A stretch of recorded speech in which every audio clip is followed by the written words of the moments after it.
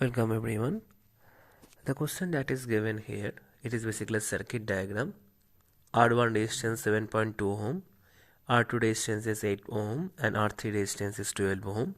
Here R2 and R3 are connected in parallel, and after this parallel combination is connected in series with this R1 resistance. So what we have to find it out, basically the questions are given like this. What is the current through R1 and find it out what is the potential drop across R2.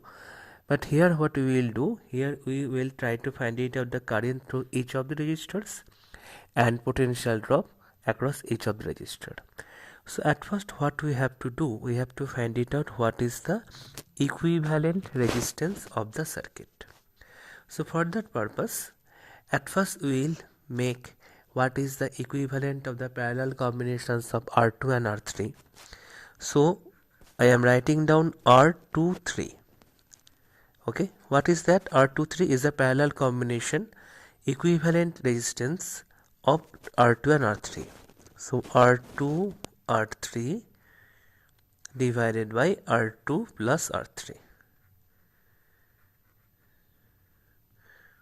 What is R2? R2 is 8. What is R3? R3 is 12. What is R2 plus R3? It is 8 plus 12. 8 plus 8 into 12, it is 96, and 8 plus 12 is 20. So it becomes 48 and this becomes 10. So the equivalent of these two becomes 4.8 ohm. What is the equivalence between the R1, R2 and R3? We can say this is R1, 2, 3. So R1 is in series. R1 is in series with R2 and R3.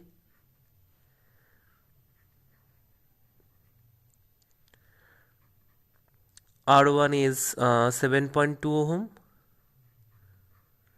R3 and R3 is equivalent. We have just calculated. It is 4.8 ohm. So if I just add these two, we will get 12 ohm. Check it out. 7 plus 4 is 11. 8 plus 2 is 1.0.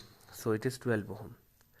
So now we can redraw this circuit because we have got one single resistance instead of these three resistance, and this is the equivalent, that is 12 ohm, and this is connected to this 6 volt cell or battery, we can say. So very simply, the current which is sent through this circuit through this 12 ohm we can easily calculate, and that is, we can say, the main current of the circuit. So I is equal to 6 divided by 12 ohm. If I calculate this, we will get 0.5 ohm ampere, 0.5 ampere. So this 0.5 ampere will start flowing like this.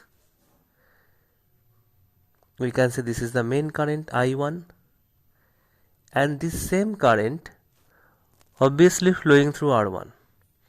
So if I try to find it out what is the potential drop across R1, then this can be written as V1 equal to I1 into R1. What is I1? I1 is 0.5. 0.5. What is R1? R1 is 7.2. So 0.5 is nothing but, this is in ampere and this is in ohm. 0.5 is nothing but 1 by 2. So we can simply say this becomes 3.6 volt. Okay. Now just try to understand that the potential drop across this R1 resistance is 3.6 volt.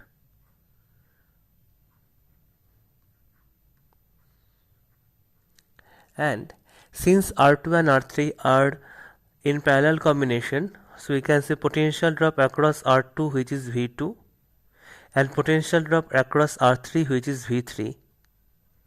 Okay, they are equal. So we can say V2 equal to V3, and that should be EMF of the cell minus V1, because whatever be the potential drop across V1 is 3.6, so rest of the potential drop is applied across this V2 and V3, R2 and R3. We can say V3 is equal to V2 and V3, that is 6 minus 3.6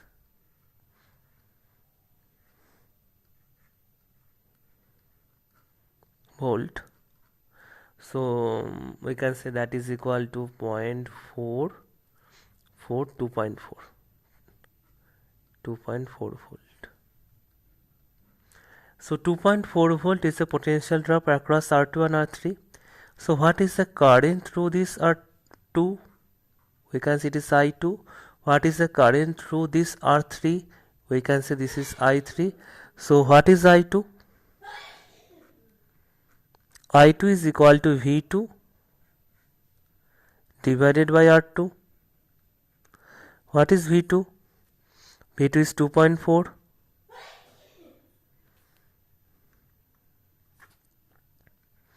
V2 is 2.4. And what is R2? R2 is 8. So that is 0.3 ampere. So obviously if the total current entering it is 0.5 ampere, and if it is 0.3 ampere, I2 is 0.3 ampere, so the rest of the current is 0.2 ampere. But we will check it out, that is I3. I3 is equal to V3 divided by R3. What is V3? V3 is 2.4. What is R3? R3 is 12. So the answer is 0.2 ampere. Thank you all of you.